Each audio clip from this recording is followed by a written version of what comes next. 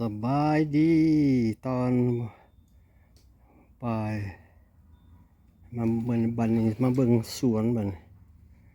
เรียกว่ากรีนเฮาส์สวนแก้วอยู่ในเป็นเฮือนนั่นนะเนี่ย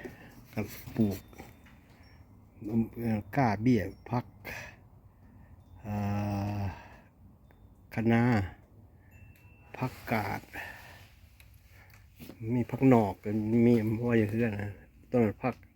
ข้าวท้องต้นนะตัวในผักกาดมันหลุดในมันหล่นเนาะมันเป็นขึ้นมาเพราะว่าอยู่ในไหนมันอุ่นเลยห้อนแล้วก็ขึ้นไข่อยู่มันคือเฮือนเท่านั้นแหละนี่ผักหอมอย่างนอสลาบมันนะหอมแก้วเอิญนะนี่บ่มีตาจากเถื่อมอนก็เอาไปอยู่นอกเป็นอยู่มันหักบ่งามบ่หมักนอกมอนี่มันเลยหมักอยู่ในเอาไปอยู่นอกแล้วแดงๆอะไรล่ะแข็งๆนี่แพรบ่มีตาจากเถื่อต้นล่ะหรือผักอันนั้นมาตะลาวบ่แม่นเอามาหมู่ให้ตัวนั้นเอามาแต่ลาวตัวนี้ก้าเขาเอิ้นภาษาอังกฤษว่าnursery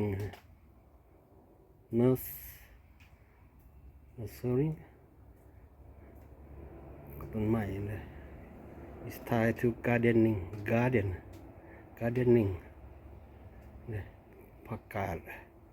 ใบใหญ่ๆเนี่ยใบใหญ่มันเป็นตลอดก้อนหมู่หมอเนี่ยทางในเนี่ยนี่ส่วนข้างนอกเนี่ยopen garden ตัวนี้ส่วนบ้านเฮานะทางนอกอันนี้หันเป็นได้อันมอนี่ก็เลยผักเขียวๆตัวใหญ่ๆเป็นใบส้มๆเอามาแต่อเมริกาต้นผักบ้านเฮาผักแป้นกุยช่ายบ่ผักบัวเป็นตลอดผักเทียมหัวเดียวเด้การ์เด้นมันเป็นหรอกขึ้นมามันเมื่อหิมะเป็นมาหรอกพวกเนี้ยบ่ตาย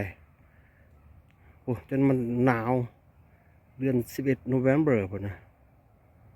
นี่กำลังกลมีแต่ห้อยกวงแต่มานะมันเด้ป้าใบอันนี้ร่นนี่นะต้นไม้อันนี้นี่จะเคี้ยวเลยเลยเหนียวนี่ให้บอกมันเป็นนั่นเป็นเม็ดอยู่นะส่วนอันตัวนี้ทั้งใน2-3 อันทั้งในอันนี้ก็เป็นบล็อกแพลอกมันก็สิมาปลูกหลายอย่างแต่ปลูกหลายแต่บ่ได้กินเป็นก็ให้หมูกินส่วนข้างนอกเขามันยังหนาวอยู่เขาจะไปซื้อเขาบ่จะขายให้ปานใดมันกลางเดือนเนี่ยกลางเดือนเนี่ยเดือนที่15มาโอ้คักผักแป้นบ้านเฮาอ้อยเนียนมาได้พยากเลยสมคักคือผักติ้วผักสมต้นไม้ก็เราก็เป็นใบกันเลยเนี่ยต้นพายก็เห็นว่าอันเป็นพอดีมันโตกว้างกินมันกินบุเทิงเลยอันนะเป็นขึ้นไปอันนี้ว่าเศร้างามเลยมันกันเลยโอเค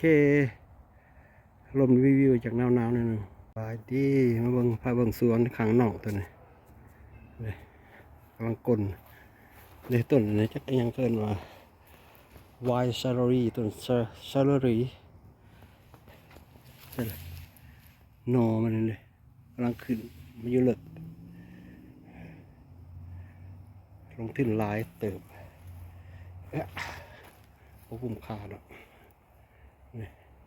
พักนั่นก็ยั่งอยู่ในพักข้าวทองเห็นอยู่มันอยู่เลิกมอนี่เวลามันตายมันลงไปลุ่มเนี่ยสีเขียวๆพักแป้นตังกุยช่ายผักบัว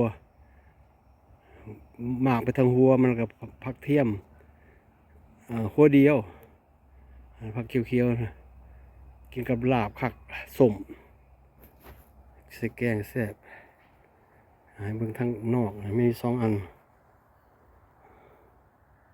อันนี้แม่นอยู่ในเฮือนนี่